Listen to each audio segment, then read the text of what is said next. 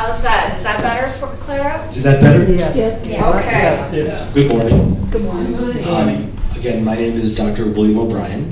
I'm a rheumatologist. I practice Kentucky Medical over in Haverhill, most days, Monday through Thursday.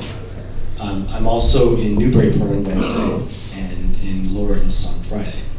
I was really excited to come speak to you today, and just as a full disclosure, I am here to build my practice, so there is something in it for me as well, but I was really hoping to both share some, I think, important information, introduce myself, and hopefully answer any questions that you might have. I mentioned prior to starting taping, I did most of my training in New York City. I trained at Albert Einstein College of Medicine in the Bronx with Montefiore Hospital, did my residency training at NYU at Bellevue Hospital. And then I did my fellowship training in rheumatology at the Brigham and Women's Hospital in Boston. As most of my training, has been very academic, this is the first talk I'm actually giving without slides. So I'm a little nervous, I'll be honest. I felt that slides are a little bit distancing, and I don't want to lecture you about rheumatology. I want to offer some of my interest and joy in rheumatology, share some of the things that I love about rheumatology, have a chance to answer your questions, and then hopefully maybe add to what you already know or answer things that you might be curious to hear more about. So I guess I'm going to assume that most people or many people here suffer from some sort of joint ailment. It's very common, and I often see folks come in and they say the doctor told them they had quote unquote arthritis. Now arthritis means a lot of things to a lot of people. It's not very specific. To me, arthritis just means joint pain. It says we all have joint pain. When someone says they have arthritis, I say, okay, tell me more about that. Because there are many different kinds of arthritis. And it's important for me as a rheumatologist to understand what kind of arthritis someone has so I can offer them the best guidance. I can't always offer them treatment because sometimes I can't fix the problem. But I can give them guidance both to help manage their problems or medical intervention that I can help improve their long-term outcomes. And let me tell you more about that. So when I think about joint pain, I think there's a lot to think about than just the joint itself. And I'll tell you a funny story. I was, in thinking about what we talk about today, I was having dinner last night with my family, and I eating chicken, and I was looking at the chicken leg, and I was sort of staring at it. And I realized that the chicken leg sort of looks a lot like a human knee, and I was thinking about all the things of the knee. The knee and the joint in the knee isn't just the bone and the cartilage that is in between the bones. There's so much more to your joint than the bones. And I think that's sometimes what we lose track of. So there are tendons around the joints. There are muscles around the joints. There is, hold your ears, fat around the joints and skin around the joints. And all of these things together give your joint support. So if someone or a patient comes to me and they have knee pain, they may have problems with all of those things or some of those things. It isn't necessarily the joint proper. And part of my job as a rheumatologist is to sort of figure out what's going wrong when someone's, say, their knee. So a good example of that would be the hip, where people often complain of pain at the sides of their hip. It's a very common site of pain. And they say, well, I have hip pain. But the hip joint is actually here in the groin. And so when people have hip pain that's on the side of their hip, that's probably bursitis. And that's not truly inside the hip joint. But that's hip pain. And treatment of bursitis pain is very different than treatment of, say, osteoarthritis in the hip. So it's important that we talk about the structure of the joint, what's around the joint, because ultimately that's going to help me help patients the most. So let's step back a bit of a step back. and talk more about the different kinds of arthritis. So there are different types of arthritis, and when I meet a problem that I don't know the answer to, and that's often the case, my brain tries to get at it with the largest possible number of things to think about, and then I narrow down my thought process in terms of someone's problems. So when I see someone with joint pain, the different types of joint pain are mechanical pain, say from wear and tear, use, overuse, weight, age, versus, say, an inflammatory problem. And those things run also a large gamut related to infection, crystals like gout, or inflammatory disease like rheumatoid arthritis or psoriatic arthritis. So trying to understand what someone's mechanical reasons for the joint pain versus any underlying inflammatory reasons for joint pain is really important. So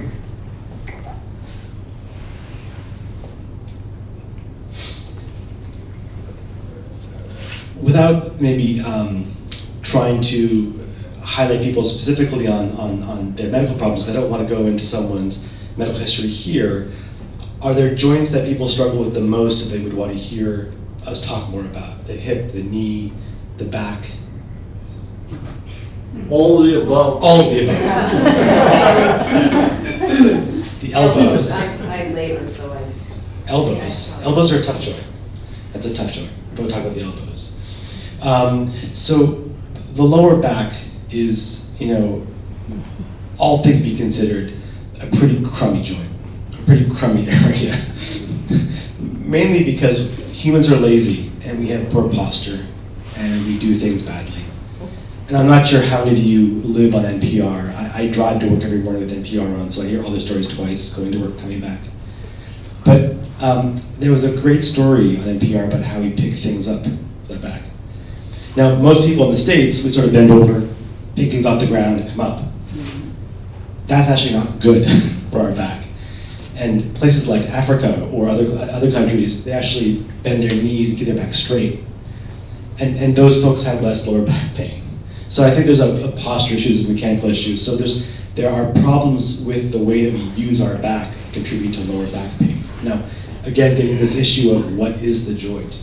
So the joint in the back is funny because the spine are basically a series of discs or dinner plates that stack up. And those dinner plates interact in the back of the spine at things called facet joints, and those help to create little joints in between each dinner plate. If people have degeneration of their back joints from weight or age, that can cause a lot of back pain. It can pinch nerves that leave the spine and cause a lot of local back pain as well. And, to kick a dog while it's down, if the muscle spasms and there are big muscles that line the back, that can be also very, very painful. And oftentimes it's a combination of all of the above or a couple of them. Now, as a rheumatologist, I can't do much about the structural damage to someone's back. So if someone has destroyed or damaged the discs in between their spine, medically there's little that I could do to repair that. And that's true of most joints. I can't repair a damaged joint. However, I can advise people to get involved with things that help strengthen their muscles in their stomach and their back, as well as guide them towards doing activities that might protect their back from further damage. Getting back to this idea of how we use our back, how we sit in a chair. Do we, slump or do we hold ourselves up? Are our guts pushing forward, or are we protecting our back? So those are important things for the back. Typically, I guide people towards exercises at home to strengthen their belly muscles and their back muscles. If someone struggles with those things, I may guide them towards physical therapy. We'll talk about medications at the end, and then I will go through some medications I think would be helpful to hear more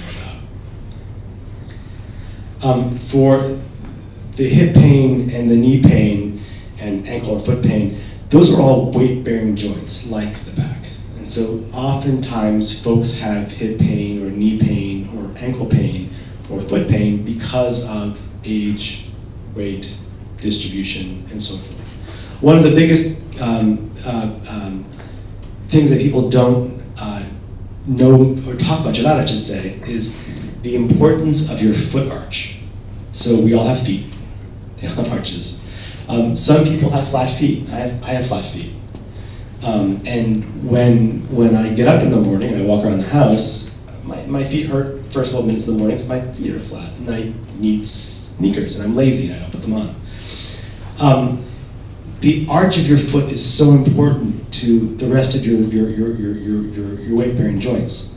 Because if your foot arch collapses, and those of you that have flat feet might know this, it hurts your ankles, and that twists your knee, and that will affect the way that you walk. And oftentimes, folks that have flat feet or collapsing arches also have ankle pain and knee pain, and as a result, maybe even hip pain from walking difficulty or walking with a little bit of a limp. And sometimes the trick is just to give them an arch support. And you know, if you go to a podiatrist, a foot doctor, and ask for arch supports, they're very expensive, unless your insurance pays for them. I often encourage patients to try the Dr. Scholl's or things in the store just to give them a bit of arch support, if that might help support their arches a little bit better. And that's one thing to really, that I always look at in a patient. For the other joints, the knees and the hips, those are a little bit harder to treat with, say, just a quick arch support, because they rely heavily on the muscles of the belly, the back, and the legs. So, as I said before, our joints are more than just the bones and the cartilage. They're the muscles and tendons around around the joint. Now, the knee and the hip are pretty important for that, because without them, we couldn't stand up straight. And because of that, there's a lot of pressure that happens. I'll just show you on myself. So the lower back here has a muscle group that wraps around the hip over the bursa. And people often have pain right here when they lay down. That's bursitis, as I mentioned earlier. That muscle group comes down here to the knee and connects the top of the knee. So if people have muscle spasm or muscle pain here that causes this muscle to get upset, they often have knee pain as a result. And so these things are very interconnected. And sometimes getting them in physical therapy that helps to give them low impact training to strengthen their muscles will help relax this muscle and strengthen these muscles so that the knee is better supported. And those patients are often incredibly relieved of their pain. Now, what if someone can't do all these things easily and still struggle with knee pain or hip pain? And they don't want surgery, and they don't want aggressive measures, and they want to be as conservative as possible. And that's me. I'm a very conservative person overall. Things like canes, things like walkers can be very useful to unload the joint, to help you maximize on your mechanical use of it. Canes are tricky, and when I often talk to people first about a cane, there's I don't want that. My mom had one of those, and I'm not ready for a cane yet. I get it. my favorite patients are the patients that I give canes to, and they come the next time and say, "Where's your cane?" "Oh, it's in my car."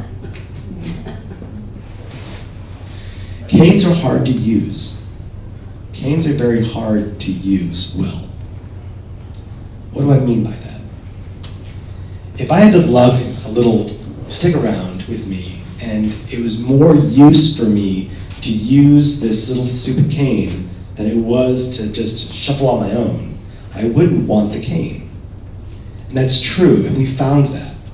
So if you look at large studies, the first month of someone's cane use is often very difficult. People often don't like their cane for the first month. However, if they can be trained, you can come in, if they can be trained to use their cane, oftentimes after about a month of training, the energy needed to use the cane becomes less than the energy you save. So people often get benefit from these things. But sometimes getting folks beyond that window of training is important.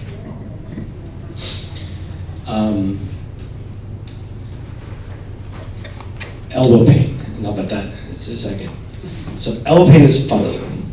And there are two different things that I think of when I hear about elbow pain. The elbow is not a weight-bearing joint, unless you're doing a lot of yoga and handstands, which I'll talk about in a second. The elbow also doesn't really have much in the way of articulation because it's sort of a U-shaped joint that sort of slides up and down around the humerus bone. And then, there's another bone that sort of slides back and forth on top of it. But the elbow is not a weight-bearing joint. So people that have elbow pain oftentimes don't have true pain inside the joint. If they do, then we're talking about things like inflammatory arthritis related to gout or psoriatic arthritis or something that needs medical intervention. If the elbow pain, however, is, point to it, right here where I'm pointing. So if you could sort of feel, there's a bony knob in your elbow, sort of on the outside, almost at the tip, not the tip, but the sort of right here at the top. That's where an important muscle inserts into the bone. It's a muscle from the forearm. It helps with sort of the forearm muscle in the front, okay? There's a fancy name for that. It's called tennis elbow. And because tennis players get strained there. It's where literally the muscle that inserts into the bone is being pulled and damaged. And when that muscle tendon gets damaged, it's very, very painful. The sad truth is it's also a very slow recovery for most people. Now, there are a couple things that we can do for that. In previous years, we used to inject it with a little bit of steroid. Rheumatologists no longer do that because the data suggests that injections have more risks for rupturing the tendon than benefiting long term. What I mean by that is the injections help the pain acutely.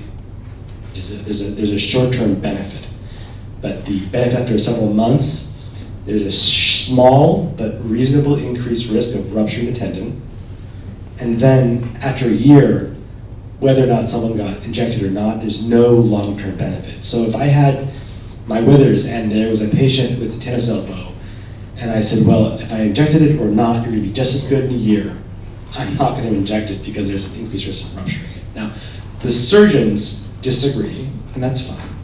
They're allowed to. They may still inject tendons, but rheumatologists generally don't. Generally speaking, when I see someone with tennis elbow, I'll offer them one of two options that are splinting. So one I like, because I think it works better, which is the carpal tunnel splints, which hold your hand like this. Carpal tunnel splints are not very comfortable because you can't move your hand. It holds your hand in extension, sort of like that, with a metal rod that runs inside your arm. What that does when that metal bar holds your hand this way is it shortens the muscle on the forearm. When you shorten the muscle, you reduce the stress at that insertion point. So that's a good solution because it keeps you from hurting it further effectively. The other thing that people sometimes buy are tennis elbow braces, which are bands that go around and they sort of hold tightly down the muscle. That does the same idea. It shortens the muscle by putting pressure on the muscle so that the bone doesn't get the same stress. In my experience, those are very hard to put on correctly, and patients don't find them as useful. So the upside of the banding is that you can wear it around town, and the downside of the splinting is that you can't really do much with the splint on unless you really need that hand for anything. The other thing that happens with elbow pain is not tennis elbow, but the other sport, golfer's elbow. And that's pain right here in the inside, and it's the same idea. It's just pulling of the muscle right against the bone. So the bone essentially the muscle gets pulled a little from the bone and causes some strain in that tendon. Both of these are very painful. Both of them will get better with time. But the bracing sort of helps people from keeping to re-injure it. Okay, let's see.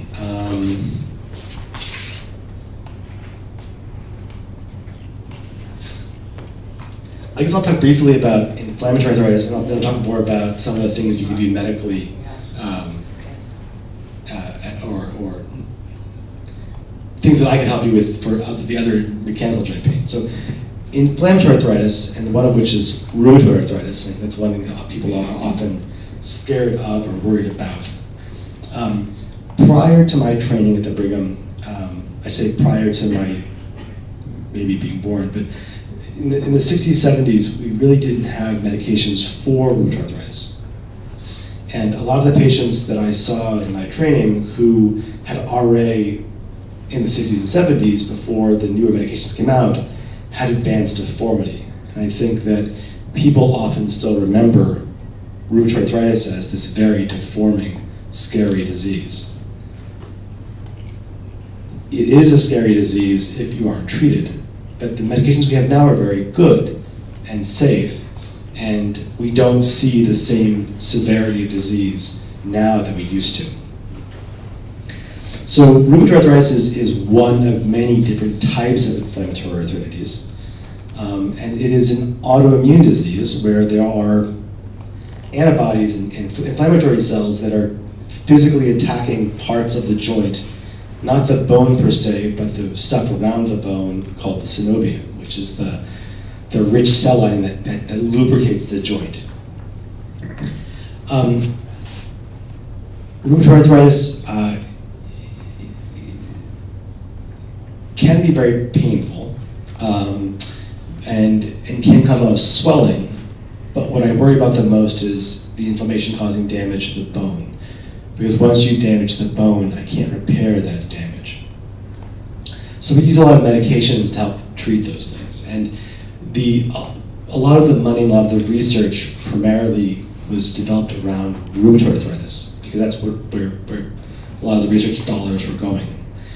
And so we use our experience now for rheumatoid arthritis and apply it to a lot of other inflammatory arthritis. And so a lot of the medications we use are used for a lot of different of these diseases. So methotrexate was first started used in the 80s by Mike Weinblatt at the Brigham, is a chemotherapy agent. And we use it at very, very, very low doses. And that is a very safe and effective treatment for inflammatory arthritis. And the importance of methotrexate can't be understated, because methotrexate was the first drug to prevent bone erosion, and that's the critical piece. So my job as a rheumatologist is really to protect someone's bones and prevent their bone damage. Other medications that you might see that have come out of the market are sort of advertised by young, attractive women who are running around in the fields and playing with their children, Enbrel and Humira, and you'll see these things on television. Those are injectable medications that we also use for rheumatoid arthritis. The problem with all of these drugs is that they can all suppress someone's immune system. And so it's very important that we use them in the right patient safely, because the last thing that I want to do is give someone pneumonia from my medications. The anti-inflammatory medications that we use for rheumatoid arthritis and other inflammatory arthritis, I don't want to get into the specifics of each of them today, but if there is a concern for inflammatory arthritis, then that's a conversation that I have with my patients to sort of go through the right medication for them and how we would treat them. Now, more commonly for folks in their 60s, 70s, and 80s, and even their 90s, is something called polymyalgia rheumatica. What the hell is that? It's a long name that means a lot of nothing. It just means multiple joint pains that are probably rheumatologic. Yes? Is that the same as the fibromyalgia? Fibromyalgia, no. If we have time, I'll be quick. I'll try to maybe a little bit about fibromyalgia. So no, polymyalgia rheumatica is an inflammatory arthritis that looks like rheumatoid arthritis. And the kicker is that we don't know what causes it, but we think it's caused by the immune system that's getting old and kind of forgetting what it should be doing. It presents with weakness, primarily weakness and stiffness in the shoulders and hips, where people can't lift their arms up and they can't get up out of a chair. It's a very, that's me, it's a very interesting type of inflammatory arthritis. Oh. Now, for some folks, it might look like rheumatoid arthritis. It's very treatable, but it also may come back. And so I often see people with polymyalgia rheumatica in my practice. So that would not need the same medications as the rheumatoid arthritis with methotrexate and Humira. That's very responsive to low doses of prednisone or steroid. And then I guide people on getting their doses down to as low as possible, then coming off the prednisone, and typically those patients do very, very well. Now, because someone's shoulders and hips hurt doesn't mean it's just the polymyalgia rheumatica. It gets back to the other side of my conversation in terms of what could cause their joint pain. Oftentimes, people also have rotator cuff problems with their shoulder, or they have bursitis in their hips. And so when I see folks that have, bursitis and rotator cuff tendinitis in their shoulders with polymyalgia rheumatica, that's a conversation. It's hard to sometimes separate what's mechanical and what's inflammatory. And that's something that requires close monitoring and guidance. I think how time's it go till? Oh, okay. We're here. Oh, okay. We have a captain on. That's right. You got to be captain, you're all walking the door. Run over here. And so, fibromyalgia is interesting. Fibromyalgia is not it's not an inflammatory arthritis. It's not inflammatory. It's not autoimmune. And it's not really mechanical.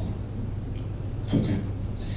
Fibromyalgia is probably a chronic pain disorder that relates to hyperactivation of a stress response that changes the way your body recognizes pain.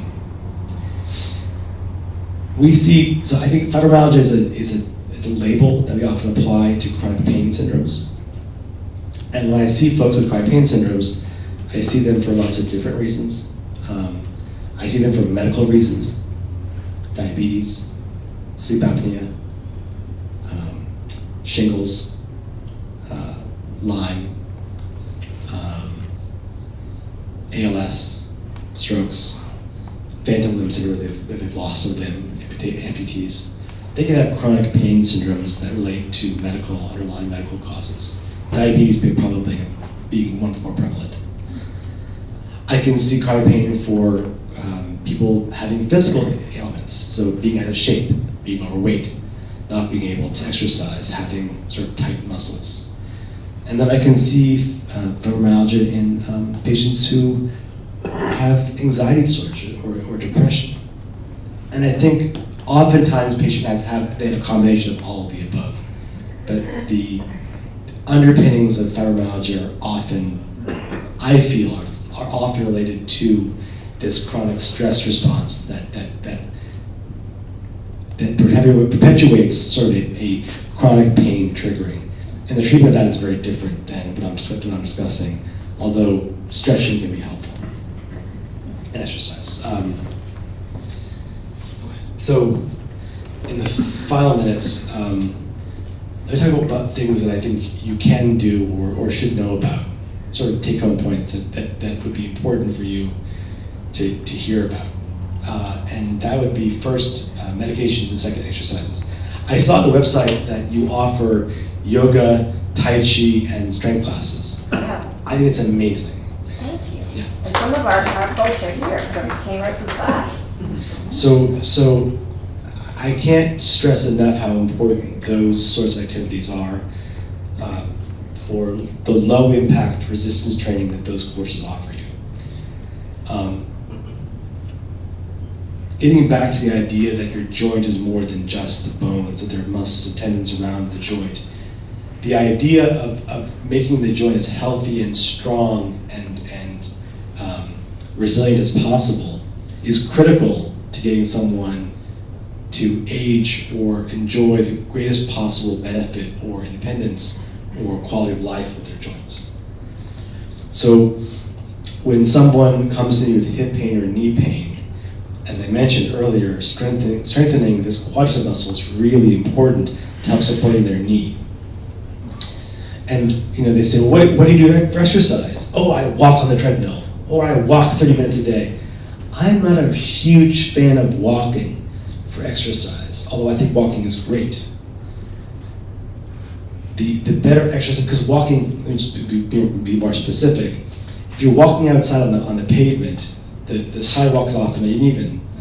There might be some tree limbs that get in the way. It might be a curb you have to go up and down. You might trip, and you might be walking on uneven surfaces. That can be very stressful for someone's knees and hips if they're already having knee pain, if their ankles turn or whatnot. Walking on a treadmill, that's probably okay, or a padded mat, that's probably okay. I often invite people to walk if they want to walk, they enjoy walking, inside of a covered mall that has a flat floor so that they're not, putting strain on their knees going up and down hills.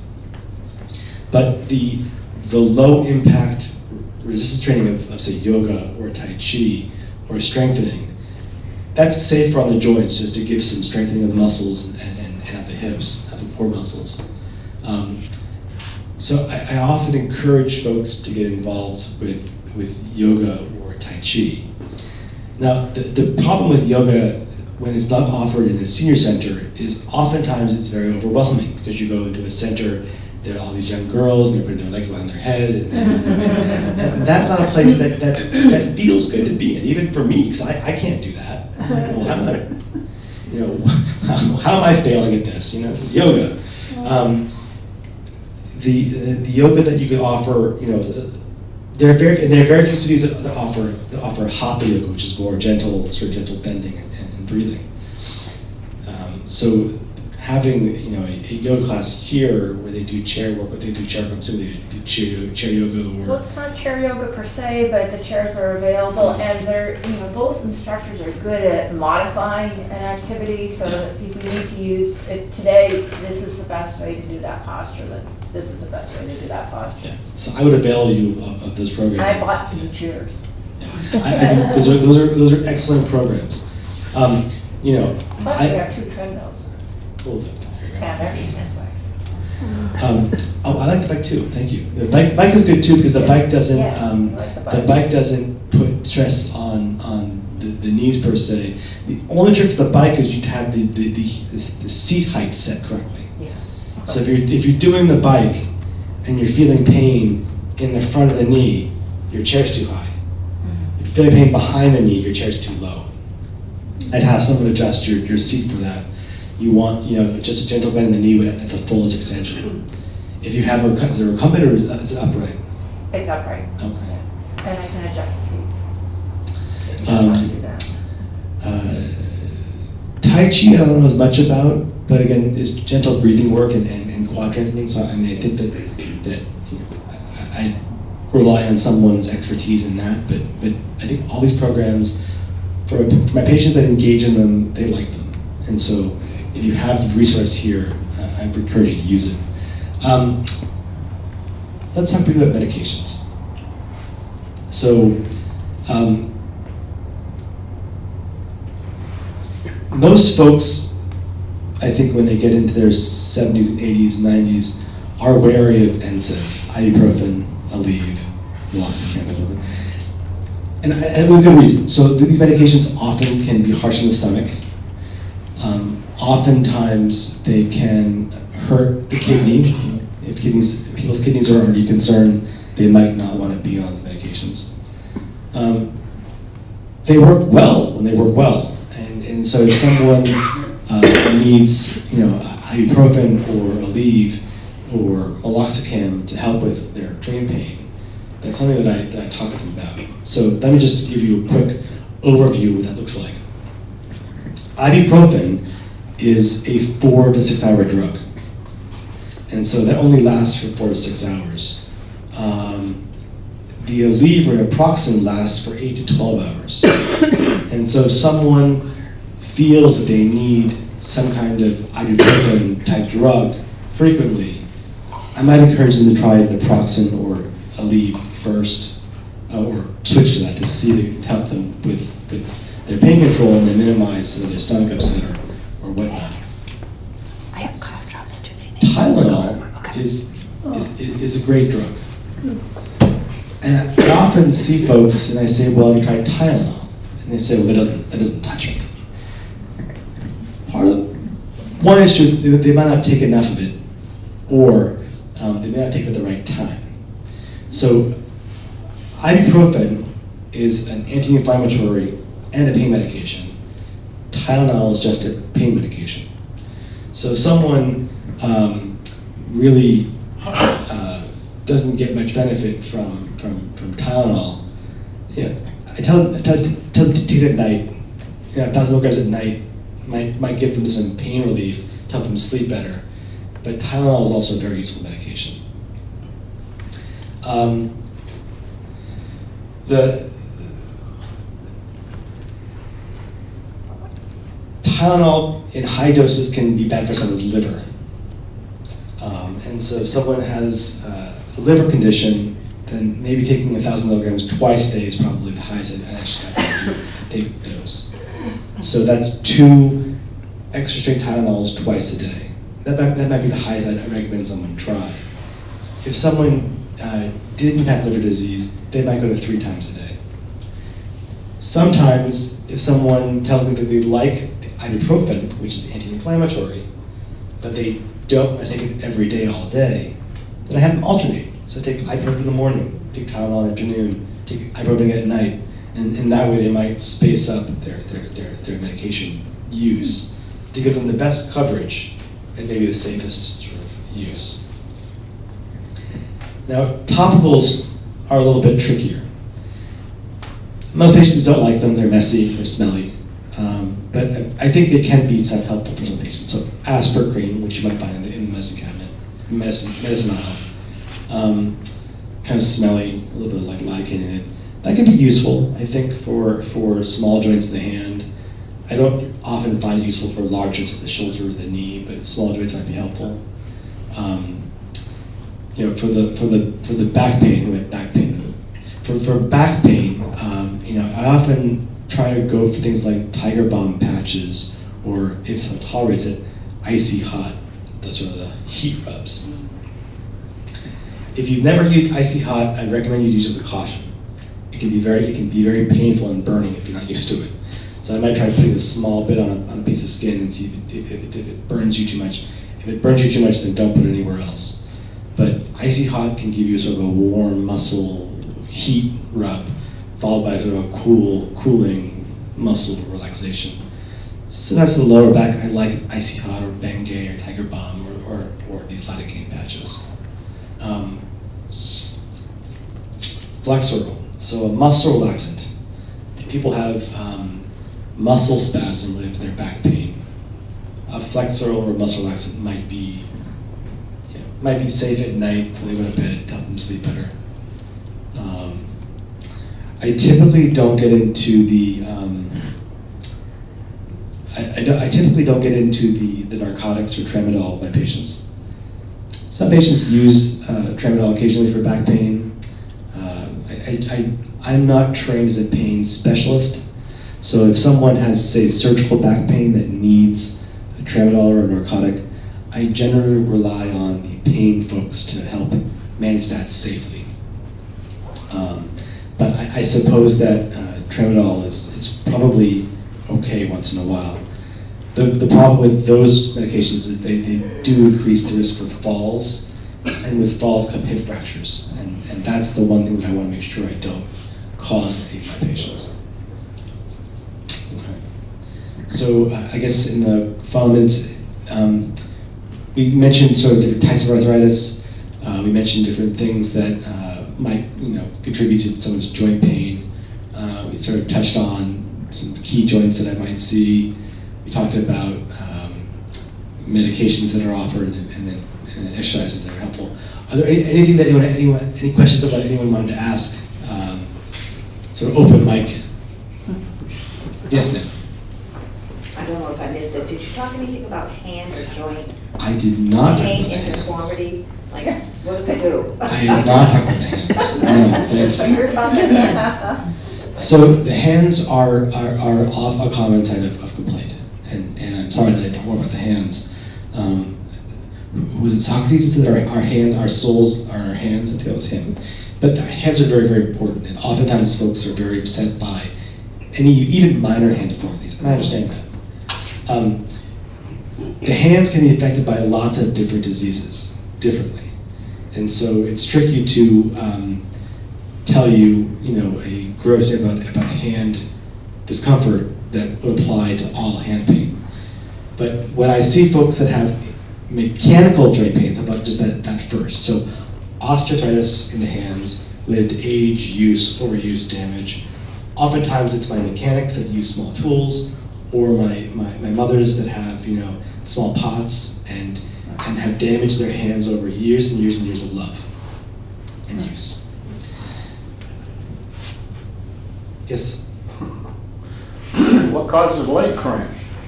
Why does quinine seem to help? That's a question. I don't really answer that question actually.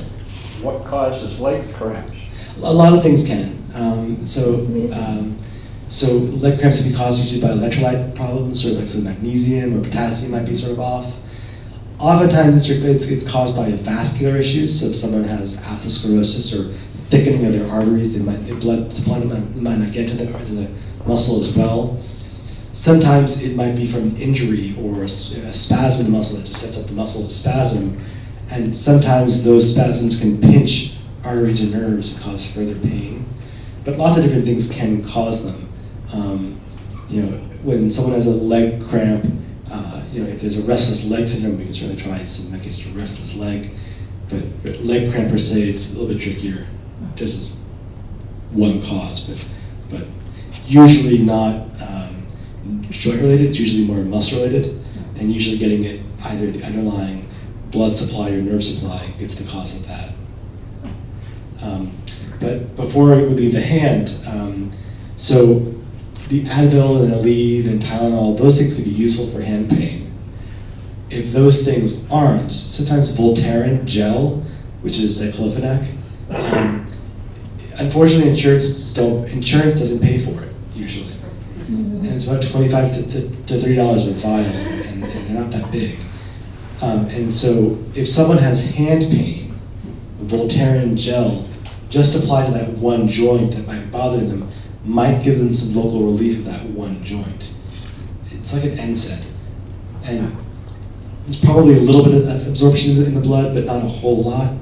So using Voltaren gel just on a small joint is probably safe. One thing I often counsel people on for hand pain is to have them take inventory of how they use their hands. So if they have small pots at home, maybe your mom had a rubber mitt that she used to grab her pots with. So find things that increase your grip size to help hold small objects. Not carrying your purses or your groceries in your hand.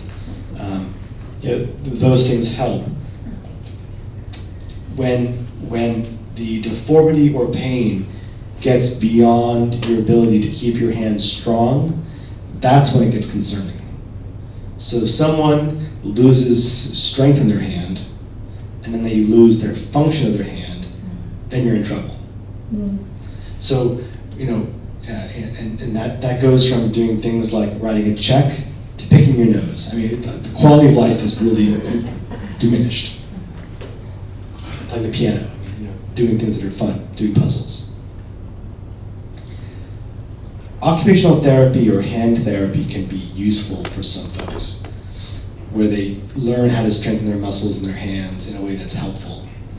There are tricks you could, like squeeze balls to help strengthen the muscles, put a rubber band around the fingers and do like resistance training, a small little gym, little rubber band training for your hands. The occupational therapists also have parafilm soaking machines, which are hot plastic baths that you put your hands in. These baths cost about $100 a unit. So I never tell patients to go buy one without first trying the occupational therapist first. Because if they go and they don't like it, then they shouldn't buy it. But if they go and they like it, then maybe Christmas wouldn't be such a bad idea to ask for a parafilm soaker. But warm plastic soaks can be useful for some patients. Bracing, a little bit tricky. There are some braces, depending on what joint is affected, that might give patients a benefit. Oftentimes patients find them cumbersome and they don't use them. It's sort of like the idea of this cane that I talked about before. A well-intentioned device that is not useful won't be used. But sometimes you can get the braces that you can use and use them well, and that they can become helpful. So those are braces that sort of support the thumb joint, or the wrist, like a wrist support. But typically, for my gardeners out there, or my knitting aficionados, getting a nice firm glove that supports the joints and tendons might give someone relief doing small chores when they wear a nice firm glove to help both increase their grip size and then support some of the joints, just so the joints don't feel as unsupported. Yes. I have a question. Yes. I can't take Tylenol. I don't have rheumatoid arthritis yet that I know of, but if I have any pain, I always take aspirin. Is that something I can take if I feel I have? That's a good question. So aspirin, as you know, does have pain relief. I generally don't turn to aspirin as my primary medication, just because I think aspirin at high doses can be bad for someone's platelets and their kidneys. So it's difficult. So if you can't take Tylenol, you're in a bit of a jam. If your kidney function is normal, then I might try like a Celebrex or a long-acting NSAID, like Aleve or diclofenac or meloxicam or Celebrex. Those might be options for someone who can't be on Tylenol, say because they're on warfarin. But keep in mind that ibuprofen and aspirin also can inhibit warfarin. So it's not always the safest. So this is tricky. Those folks might get on tramadol. So that's sort of got me on that. So that'd be one patient that they might end up on tramadol for, occasional pain relief. Thank you. Yeah. Yes, ma'am. What's your opinion on using acupuncture as a source for the pain relief? If you can afford it, go ahead. Acupuncture is great. I like acupuncture. Okay, But it's an option. it's an option. Now, the difference between, and this is even true, but my license is board certified. Yeah. So I pass exams to ensure you that my training and my knowledge base is consistent with what should be consistent with a practitioner. There are great acupuncturists, and there are pretty lousy ones. So if you find a good one, keep him or her. Same for physical therapy or acupuncture for chiropractic medicine. there is a lot of variation between practitioners. There are some great ones out there that are well worth their money. But acupuncture itself, I think, can be useful. It often helps with the muscle spasm, muscle release. So if a muscle spasm, when you can't release that muscle, you're going to have a lot of pain, and that's going to cause problems for the joints around that muscle spasming. So acupuncture can be very useful to getting at that. Now, do I think acupuncture treats like liver disease? I don't. But that's just my personal bias. And maybe I'm wrong, and someone will prove me wrong in 20 years, but I think acupuncture is very useful for the myofascial muscle release. Thank you. It's expensive. What's your opinion about foods? Are there foods that we should eliminate or cut down on for inflammation and problems with arthritis? So the question I think you're asking is, do I believe in inflammatory diets? I don't. However, it gets back to the same thing that I said about acupuncture. If you can afford it, great. If it helps you, then that's great. I think more of the benefit for these diets are that you become more aware of what you're eating. And already that's more important than anything else. Because most people, myself included, don't pay attention to what we put in our mouths. Twinkies, yo-yos, you name it, and all of a sudden like, whoa, what happened? The inflammatory diets, I think, do the same thing that any structured diet would do. What I don't like about some of them, and this isn't to say all of them, but gluten-free diets are very expensive. I think they cost 3 times the cost of regular food, right? So if someone already is on a limited income and they can't afford, feeding their families, I would feel really icky about having them spend more money to get less food to feed their family. Does that make sense? So if someone can afford it and it helps them, who am I to say they shouldn't do it? But in terms of the raw science behind it, I don't think it's there yet. The nightshade? Yeah, exactly. I don't think it's there. And turmeric, to be more specific, Yeah, all right, turmeric. turmeric probably has an NSAID in it. Has a what? NSAID, like ibuprofen. Oh. And turmeric plus aspirin or ibuprofen can increase the risk of bleeding for that reason. So oftentimes people who take turmeric in high doses because of this anti-inflammatory property, what they're basically doing is they're taking more ibuprofen than they realize, in my mind. So they're increasing the risk of bleeding. Now, is that true of all of these things? Probably not. But I have seen the good and bad side of these things. So I've seen patients, get into trouble. So again, as I said at the beginning of the talk, I'm very conservative, and my first job is do no harm, and my second job is to help. And I think that's really important because I would much rather be wrong early and miss something and treat it correctly later than be wrong at the beginning and give someone medication that they don't need that hurts them. That make sense? Yep. That's just my own gestalt. Any other questions? Yes. Sorry. I tend to have problems in my neck, Mm-hmm. and I was wondering what your opinion is on my pillow. Oh, yeah. Or a doctored prescription for a massage from your husband every night. Yes. I think those pillows can be helpful. So people have neck pain for lots of different reasons. Again, getting to the underlying structure of the neck, the spine, if there's any degeneration of the spine, if there's a nerve being pinched. Sometimes it's just a matter of stretching or strengthening upper back and neck.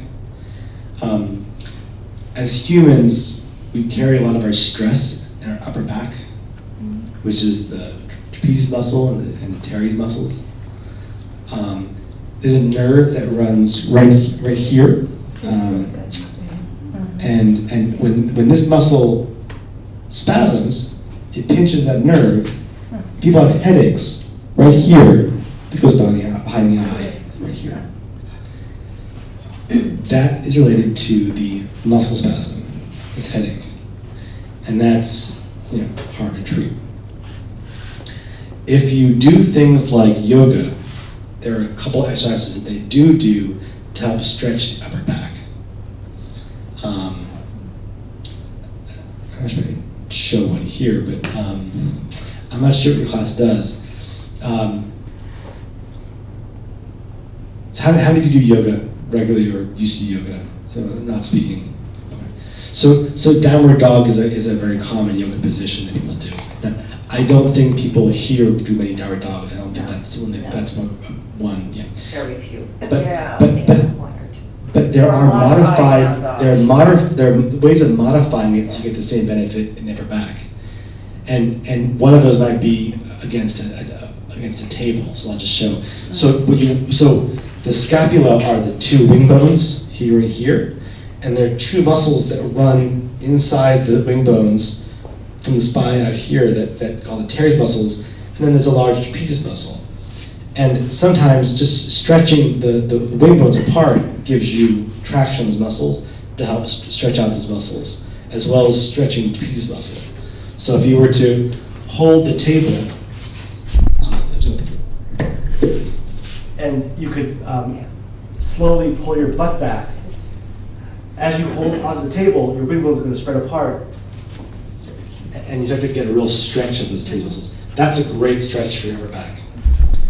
The other thing that might be helpful for upper back complaints, like the trapezius muscle, is are yoga balls or lacrosse balls, to be cheaper, because the yoga studios have you pay more money for them. It's a hard lacrosse ball. It's a sort of rubber ball. It's smaller than a softball, but harder than a tennis ball. And sometimes laying on top of them under your back on pressure points is really, really useful to help the muscle relax. When I have muscle pain in my upper back, I might lay on one of those for 10, 15, 20 minutes until the muscle passively says, I'm done, and releases. And then the muscle pain and the headache and all that gets better. I would never do it on my neck safely because that's a little dangerous, but certainly upper back is useful. But a lot of the neck pain and headache pain there is the muscle spasm. Sometimes Flexeril, this muscle relaxant that I mentioned for the lower back, I give for folks with the upper back, and that can be helpful. Physical therapy also helpful. Heat ultrasound, those sorts of things. Any other questions? Just one, newest thing, everything you talked about, but it was good, but just recently, 6 months, something called, it's a crazy name, something contractor. I have, my fingers started twisting and I can't close it. It used to lock, and now it's at the point where it won't close, And is that something that is involved with what you do? So I'm not sure, you mean Dupuytren's contractures? Yes. Yeah. That's. Because there's trigger finger as well, and I can help with that. They're talking about whatever it is in here. There's a couple of treatments, but my regular doctor, who's not. Pretty lousy, yeah. That's what he said. He said you're probably worse off, so. So I know that's something you do. I don't know the data on it as well. So the best management of Dupuytren's contractures are getting it early. So the earlier you can act upon the contraction, the better you can at preventing further damage. So we don't know what causes Dupuytren's contractures. It tends to be genetic. So it tends to be, runs in families. It tends to start sort of here. That's what it is. And then it travels to here. And it usually involves these two fingers. And with time, it contracts up. And you lose those two fingers. No, mine is the middle finger and it's twisting and then turning. So all of these things they can all be affected towards the tendons here, but this is where you usually see it. Sometimes the surgeons will inject with steroid, which can help break up that scar tissue. Sometimes they will cut the tissue to help release it. In my experience, those two things earlier are better. What I'd recommend you do is see an orthopedic surgeon that specializes in hands. I think Dr. Pamela Jones up in Haverhill, I think she's excellent. And I think many people probably here have seen her.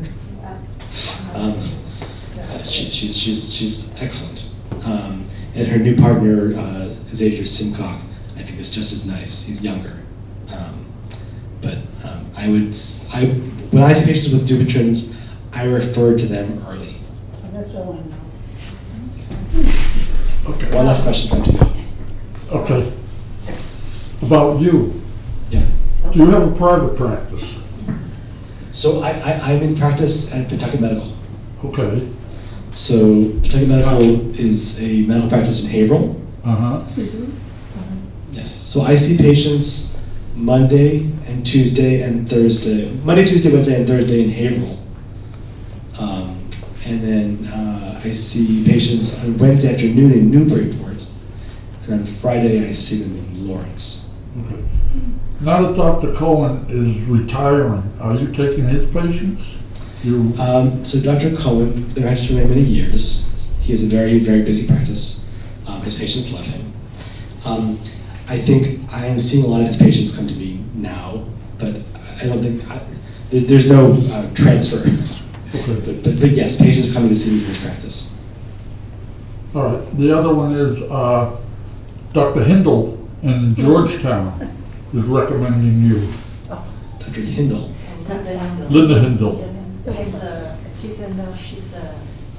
family physician. Oh, okay, yeah. She's a regular doctor. No, she's from Topsfield, isn't it? Well, she's right. She's Yeah, from Dr. Hindle. Foster. Yeah. So word is getting round. Good. Yeah. People are getting to know Everybody you. goes to Dr. Hindle. Well, I want to be able to thank you, and we really appreciate you for taking the time. And, you know, we do have some